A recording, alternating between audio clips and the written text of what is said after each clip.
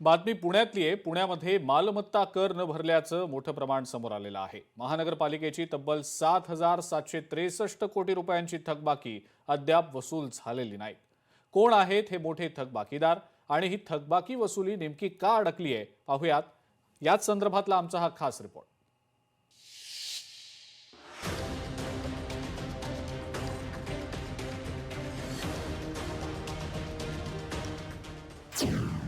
पुण्यात मालमत्ता कराची कोट्यवधींची थकबाकी. महानगरपालिकेची तब्बल 7,763 कोटी रुपयांची थकबाकी. बड्या मालमत्ता धारकांकडूनच थकबाकी. पुणे महानगरपालिकेच्या तिजोरीमध्ये महसुलाचा मोठा स्रोत हा मालमत्ता कर असतो, पण प्रत्यक्षामध्ये कर वसुलीचं चित्र मात्र धक्कादायक आहे. पुणे महानगरपालिकेकडे सध्या तब्बल 7,763 कोटी रुपयांची थकबाकी अडकल्याची माहिती समोर आली आहे. मी पुणे महापालिकेकडे एक माहिती मागितली होती की 1 कोटीपेक्षा जास्त मालमत्ता कर ज्यांचा थकबाकी आहे अशांची यादी द्या. त्यांनी मला साधारणपणे 1650 लोकांची यादी दिली आणि त्यातनं अत्यंत धक्कादायक माहिती अशी आली की 7,500 कोटीपेक्षा जास्त रक्कम या फक्त 1650 लोकांकडे आहे मालमत्ता कराची थकबाकी. यामध्ये गृहप्रकल्प, व्यावसायिक इमारती, मोठमोठे संस्था, मॉल्स तसंच जुनी थकबाकी असलेले रहिवासी अशा सर्वांच्या कराची थकबाकी बाकी आहे. महानगरपालिका प्रशासनाच्या वतीनं वारंवार नोटिसा, जप्तीची कारवाई, वसुली मोहीम राबवली जाते. तरीही अनेक मोठे करदाते वेळेवर कर भरण्यास टाळाटाळ करत असल्याचा आरोप अधिकाऱ्यांनी केलेला आहे. जे थकबाकीदार आहेत, मोठे थकबाकीदार देखील असतील, त्या सगळ्यांना नोटीस देणे किंवा त्यांना SMS पुश मेसेज पाठवणे, व्हॉट्सअपद्वारे त्यांना संपर्क करणे किंवा काही वेळेस आम्हाला जप्तीच्या कारवाई देखील त्यांना नोटीस देणं आवश्यक आहे.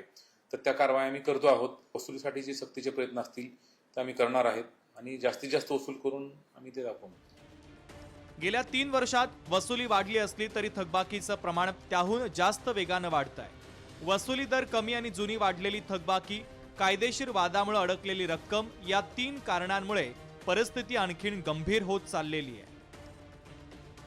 पालिकेनं आता विशेष मोहीम राबवण्याची गरज आहे. 1 कोटी रुपयांपेक्षा जास्त मालमत्ता कराची थकबाकी असलेले 1,663 थकबाकीदार आहे. 1,336 मोबाईल टॉवरच्या केसेस असून ज्यात अडकलेली रक्कम 4,376 कोटी इतकी आहे. ही प्रकरणं प्रदीर्घ काळ कोर्टामध्ये प्रलंबित आहे. यातील निम्म्या केसेसचा निकाल पालिकेच्या बाजूने लागला तरी 2,000 कोटी रुपयांची वसुली होईल. यासाठी मालमत्ता कर विभागानं विशेष कक्ष स्थापन करण्याची गरज आहे. सध्या पालिकेकडून अभय योजना राबवली जाते. थकबाकीदारांना अंतिम नोटीस देण्यात आल्यात. त्यापुढे आता कडक कारवाई केली जाणार आहे. शासकीय निमशासकीय संस्था आहेत ना, त्यांच्या बाबतीमध्ये आम्ही त्यांना वेळोवेळी नोटीस पाठवलेल्याच आहेत. आता याच्यानंतर देखील समजा अभय योजनेमध्ये त्यांनी समजा भाग घ्यावा, तर त्यात जर त्यांनी भाग घेतला तर ते निश्चितपणे त्यांना ते सोयीचं होणार आहे. अन्यथा आम्ही सक्तीने वसूल करू दे. पुणे शहराचा विकास कोणत्या पैशातून होणार? रस्ते, पायाभूत सुविधा, आरोग्य या सगळ्यांवरच तर PMCच्या महसुलाचा आधार असतो. यावर संपूर्ण लक्ष केंद्रित करून जास्तीत जास्त वसुलीसाठी प्रयत्न केले तर नुकसान भरून निघेल. त्यासाठी विधी विभागाच्या वतीनं प्रामाणिक प्रयत्नाची गरज आहे. महापालिकेचा लीगल डिपार्टमेंट आणि त्यांचं मालमत्ता कर विभाग हे याच्यावर काहीही फार मोठी ऍक्शन घेताना दिसत नाहीत. म्हणजे एकीकडे महापालिकेचं नुकसान करणारी अभय योजना आणायची आणि दुसरीकडे मूठभर लोकांकडे प्रचंड टॅक्स थकलेला असताना त्याच्या बाबतीत काहीच करायचं नाही. हा अत्यंत दुटप्पी आणि वाईट धोरण आहे. त्यामुळे आम्ही महापालिका आयुक्तांकडे मागणी केली की या 1650 लोकांवर संपूर्ण लक्ष केंद्रित करून थकबाकी वसूल करण्याचे प्रयत्न करा. इतकी मोठी रक्कम वसूल होणं म्हणजे PMC साठी ऑक्सिजनच आहे. पण वसुलीची गाडी नेमकी कुठं अडते आहे?